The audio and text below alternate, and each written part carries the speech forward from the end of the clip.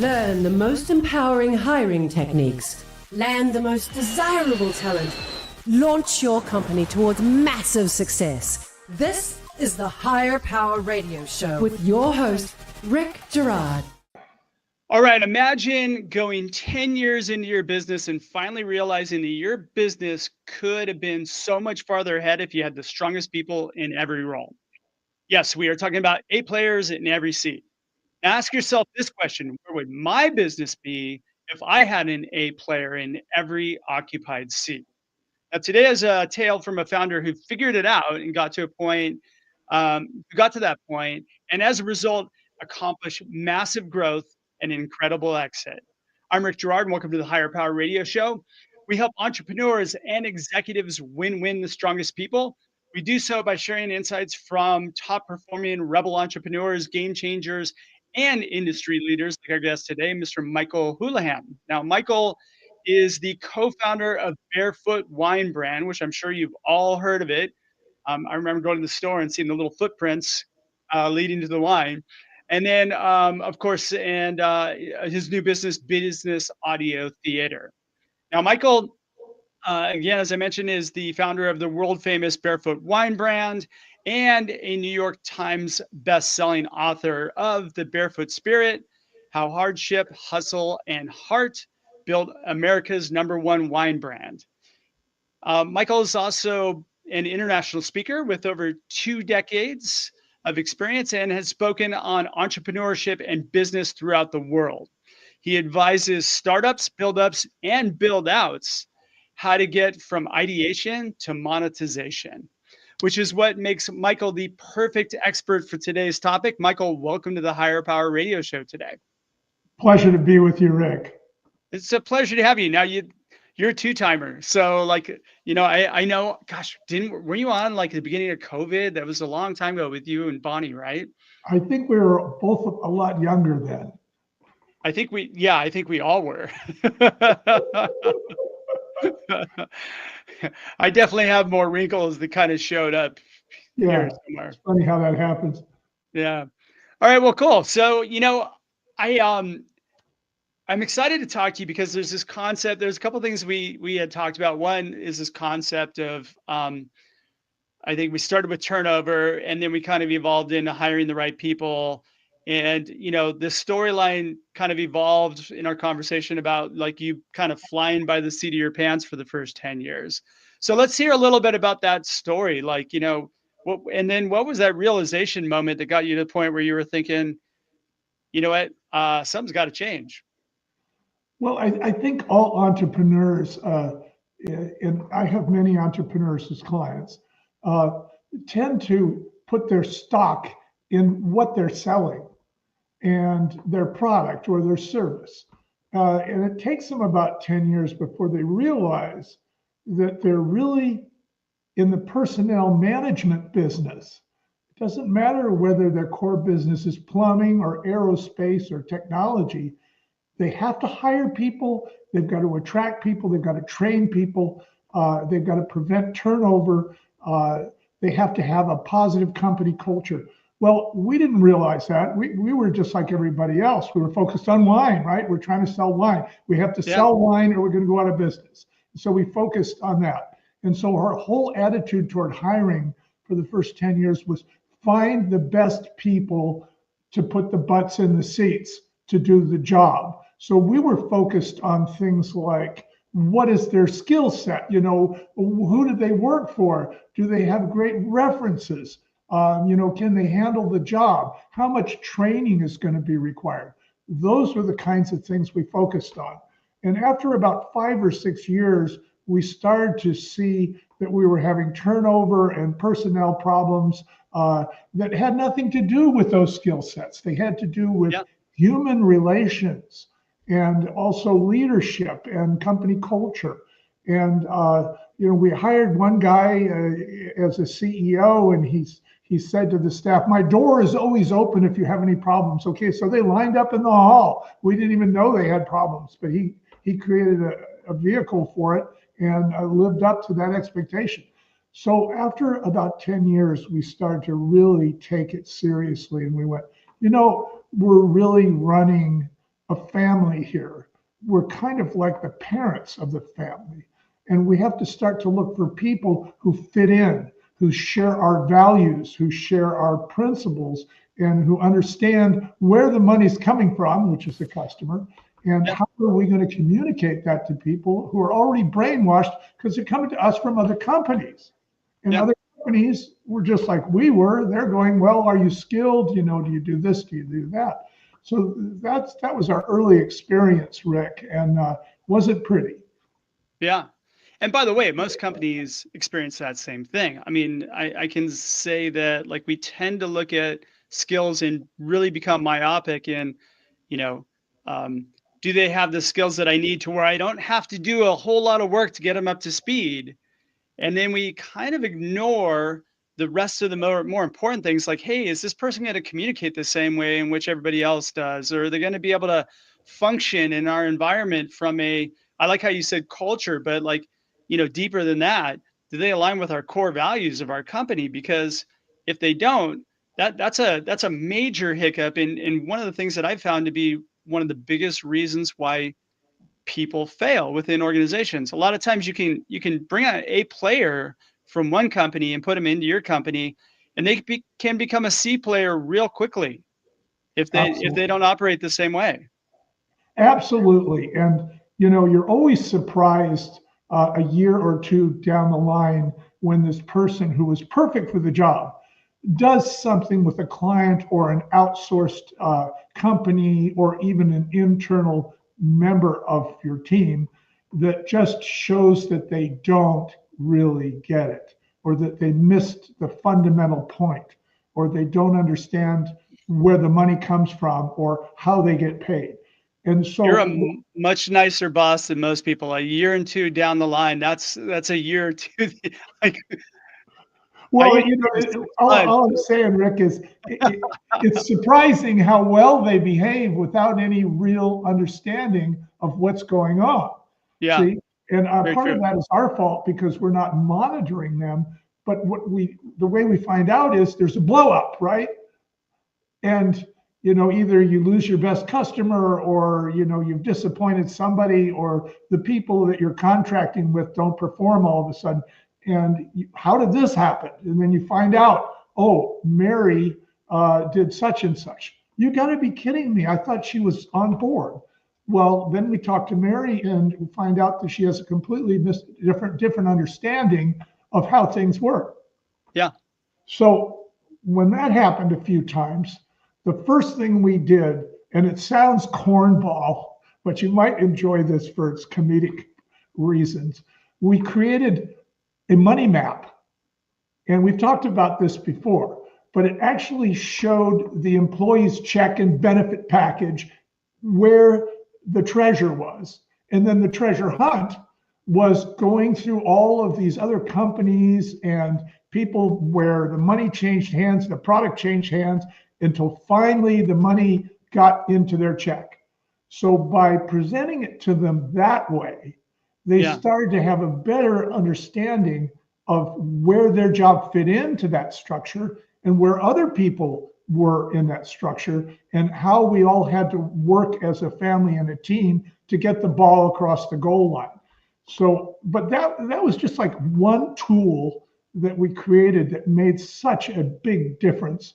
But we can talk about this forever. Go ahead. Well, yeah, totally. Well, you know what, like, in identifying the problem, one of the things that you had kind of these terms you came up with, which was like blame birds or like what birds, or, so like, just let's spend a quick moment, explain to me what those are, because this was part of the problem that you identified with the people you had on board. So ultimately, you have to realize that this all comes down to the interview. It comes down to what questions you're asking of the candidate. Yeah. And so the real exercise is, how can I ask the candidate a question that will tell me where the candidate is at in terms of basic principles, morality, social consciousness, et cetera, those kinds of things that you've been disappointed with, say, in the past. So one of the questions that we would ask was, tell us a couple of the biggest mistakes you made and what was the outcome. And if they said, well, I made a mistake once, but it wasn't my fault. So and so led me to believe this and I did that. And, I was cleared. That's not the person you want to hire. For sure. Now, if you ask the same question to another candidate and they say, oh, yeah, I made a big mistake. I assumed such and such about this circumstance. And so I took this action that turned out to be terribly wrong. That cost the company a lot of money. But you know what?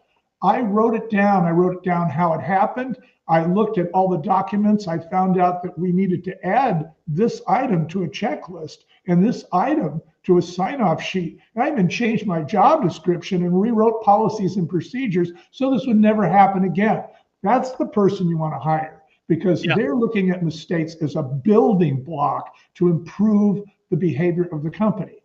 Now, if that's your attitude as the owner or as the leader, you have to already have the mentality that people are going to make mistakes and you're not going to blame them. What you're going to do is say, how are we going to turn this scar into a star? How are we going to make this never happen again? And so the people who are passing the blame, I call those the blame birds. You don't want to hire a blame bird. Somebody who says, I made a mistake, but I made a mistake and. Well, unless your environment is a bunch of blame birds, then that's okay, right? Like, but I mean, if you want to grow your blame birds, imagine. Yeah, exactly. Everybody's eye would be poked out from the fingers. Right? All right, you're listening to the Higher Power Radio Show. I'm your host, Rick Gerard. And for our podcast listeners, we're going to take a quick educational moment from our sponsors. All right, so I'm digging in deeper with our guest, Michael Houlihan. He is the co-founder of Barefoot Wine Brand and Business Audio Theater. And we're talking about really kind of how to eliminate hiring the blame birds, so to speak.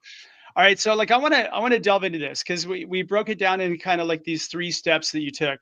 You developed strategy first, like your people strategy, then your interviewing strategy, and then I think you had some kind of tips on how to avoid the ninjas and blame birds, right? So let's talk about how what you kind of keyed upon it, but let's delve into the strategies that you guys developed for hiring the strongest people. Well, as I said before, it comes down to the interview and how you, as the person doing the hiring, behave. What questions are you asking of the candidate? What are you looking for? How can you get by being fooled by their ability to achieve the requirements of the job and dig deeper into their personality? So we talked about blame birds. These are people that are always passing the blame to other people. Yeah. You don't want that. You want to improve your company. And so every so-called mistake really is an opportunity to improve your document. The other type of person that you want to avoid is the like what bird, okay? Now, these are people who cannot extrapolate. They have to be told an example of everything. And this happens because of the way they've been taught. It happens because of their peers. It happens because of their last job. Everything was dumbed down for them. Everything was on a checklist. They didn't have to use their brains at all. They just followed some kind of a script and they did their job. They could be easily replaced by AI, probably better. But the thing is, you don't want these people on board. So how do you, in the interview process, identify people who think like this? And it's when you ask them a question and they answer like what? They're giving you a signal that they need an example because they cannot extrapolate a principle from one idea onto another. So you might give them a situation. You say, if you're in this situation and such happens, and you learn later that this and this is the case in this situation, what would you do in this situation? Yeah. Okay. Now, you want to see if they can extrapolate the lessons from one situation and apply it to the other, because otherwise you're going to have to hold their hand. They're going to require an awful lot of training and policing and mentoring, and it's going to bring your company down.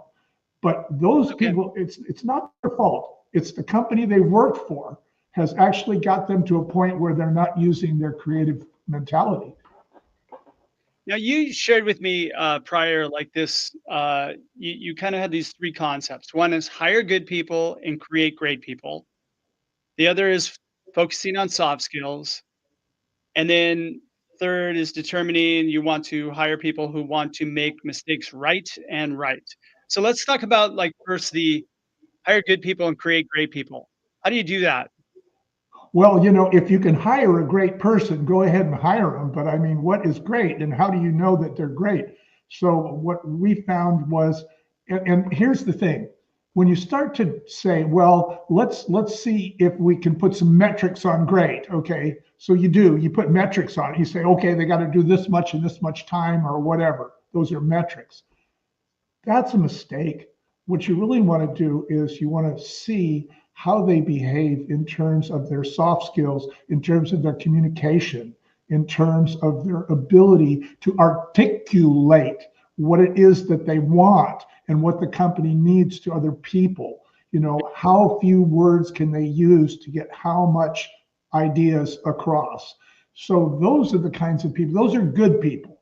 Now, you can always train them on skill sets. But what I just said in terms of soft skills and creative ability to communicate, it's really hard to train them on that. So when they walk in the door, they have to be good at social skills to start with, especially if you're going to put them in a decision-making position or in a leadership position, a management position, even a second line manager. You want to make sure, because remember, what you've learned after a few years in business is it's all about personnel management. So that's the one thing. I would say that it's all about personnel management from the very beginning. I mean, You just really, don't know it. yeah, yeah. You You're too just don't busy know. It selling your must, widgets. yeah. I mean, if you make it a priority in the beginning, God, you makes your life so much easier. How much easier did your life get once you figured this out and you guys started getting like things right? Our sales took off. We had no turnover for 10 years. The See? people who came to work for us. And it was because we figured out, like I said, we could take people and train them on skill sets that they didn't have.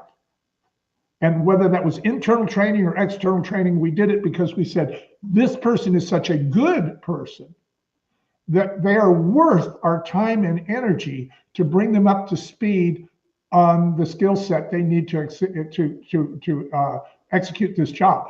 The other thing that is very interesting is that in our business, we actually would change jobs, because once you have a good person, you can pretty much put them in charge of another area and they can pick up on the skill sets. But because Yeah. they have such good human skills and such good soft skills, they don't upset anybody or upset the cart. They make the transition rather quickly while they're learning that job.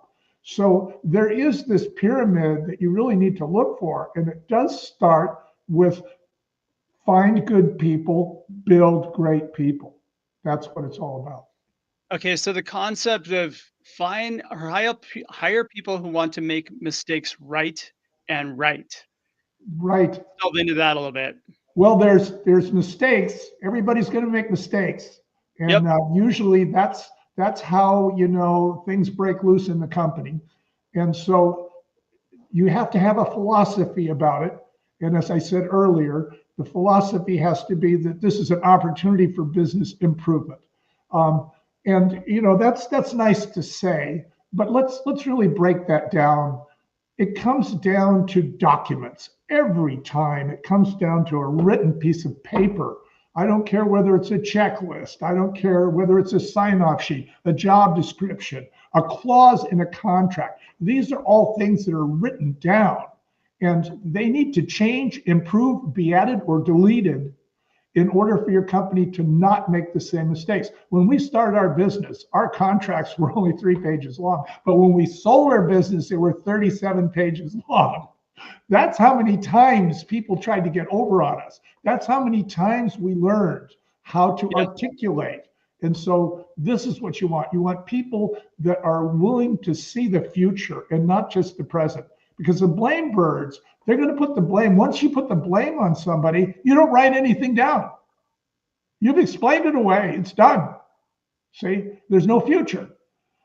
So that's why you want the person that makes mistakes right. And right is not just R-I-G-H-T, as I say, it's W-R-I-T-E.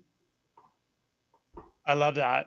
I love the fact that you said you make these mistakes as view them as improving the company, because look at, you're right. Everybody's going to make mistakes. When you hire somebody and they don't work out and you lose a client, that was a mistake that was made, but guess what? That's your mistake. Yeah, right. Because you hired the wrong person and that resulted in what it resulted. Now we can pass blame to the person you hired, but the truth is you made the wrong hiring decision. That's really what it boils down to. Right. Yeah. And this is the problem, with most personnel, agencies that you think they're headhunters or whatever you want to call them, they're human resources people. Most of them are looking to just satisfy the checklist. They're not thinking about the soul and spirit of the company and how this person is going to behave. So that goes up to the leadership too, because they don't think either. They don't think about that either a lot of times. Yeah. But it's compounded is what I'm saying. It's the leadership. I present that concept to CEOs that I talk to sometimes, and I'm not kidding. It's like the eyes glaze over and rolls back in their head, and they're like, "What are you talking about? Like, what are core values?" I'm like, I talk about the fact that every company has core values. It's whether or not you own them or they own you. And if they own you, they get away from you, and then you got chaos, right? So they think core values are a list that's out in the waiting room, for people to read while they're waiting for a meeting. Yeah. Or they're on a wall and they're like marketing jargon, right? Which those have been labeled as core values, and most of those core values are completely aspirational and worthless, right? Because nobody within the business acts that way. So so give me an example. Like you talked deep into like when you're doing your interviewing, right? And you did share with us a question, but like, how did you dig deep into how somebody handled mistakes in the past? What mechanism did you use for interview questions? Well, one of the questions would be to ask them what the outcome was. It's a very general, open-ended question, see? So it can't be answered with yes or no. So what was the outcome? Well, if the outcome was, I was cleared of blame, that's not the outcome.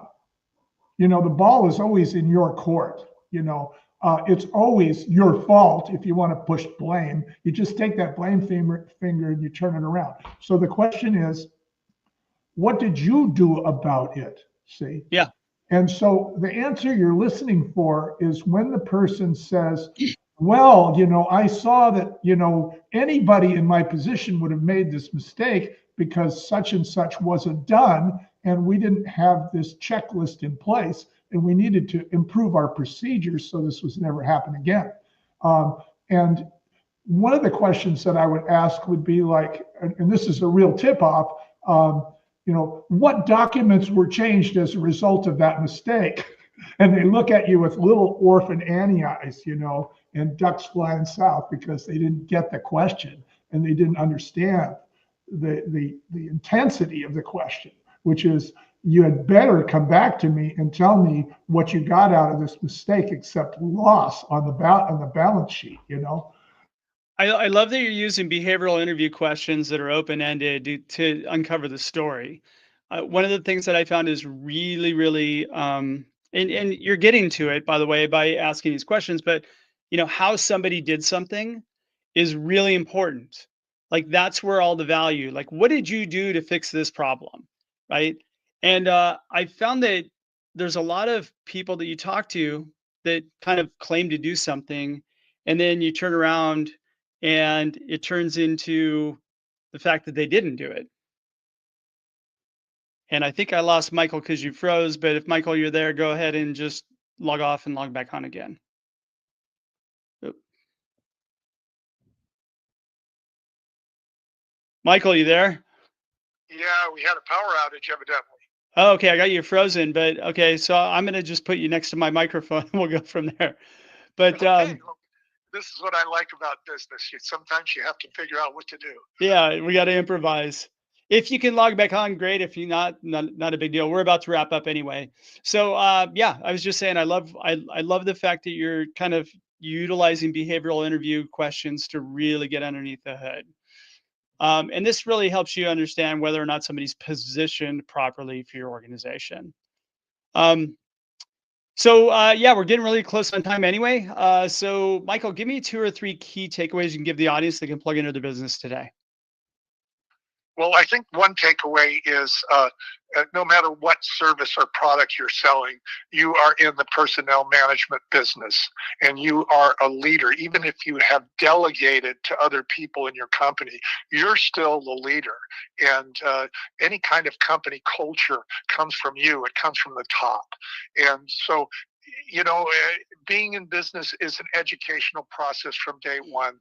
And so we learned our lesson. We went after job skills and, can this person execute and what is this person's background? Instead of trying to find out how this person relates to things that they didn't expect, like a power outage right now. Do they come on and blame the power company for that, or do they continue on, and what did they learn from it? So they improvise and move to the cell phone. Exactly. Grab the cell. So in other words, what you're looking for, it's the difference between listening to and listening for. Yeah. When you listen to, you're listening to what they have to say. When you're listening for the things you need in your company that you have finally realized are necessary to prevent costly turnover, wasted training, and false starts. Boom. And that is the mic drop moment. I love that. Michael, thanks so much for your time investment today. And again, welcome to the Higher Power Radio community. Now, what would be the best way in which members of the audience can reach you, find your, find you and your business? www.thebarefootspirit.com. Okay. And then do you want to drop a quick plug for the Business Audio Theater? Yeah, if any of you are founders of companies and you've had your company for 4 or 5 years and any of this stuff that I have said today resonates with you, you might want to take a look at businessaudiotheater.com because it's a new product where we take your history and do a 1945 radio show about it for you to recruit people of like mind and keep them interested long enough so that they identify with and pull for you and your successes in the story. So we're using story as a tool to help onboard the right kind of people. Like we say, hire good people, build great people. I love that. All right. Well, I want to thank you for attending this week's episode of Higher Power. A quick, huge thanks to our team, Brian Colburn, Andrea Ballin, and Ayla Gerard. If you're listening to the podcast, please subscribe, review, and share. We're listening and we welcome your feedback. And after all, this show is for you. You can check us out further at Higher, H-I-R-E, Power, P-O-W-E-R, radio, R-A-D-I-O.com. Or you can drop me an email at rick@intertrue.ai. I'm your host, Rick Gerard, and you have been listening to the Higher Power Radio Show. Aloha. Thank you for listening to Higher Power Radio. Catch our LinkedIn Live show every Tuesday at noon or download the podcast on iHeartRadio, iTunes, YouTube, or your favorite podcast platform. We appreciate you joining us on Higher Power Radio with your guide to hiring success, Rick Gerard.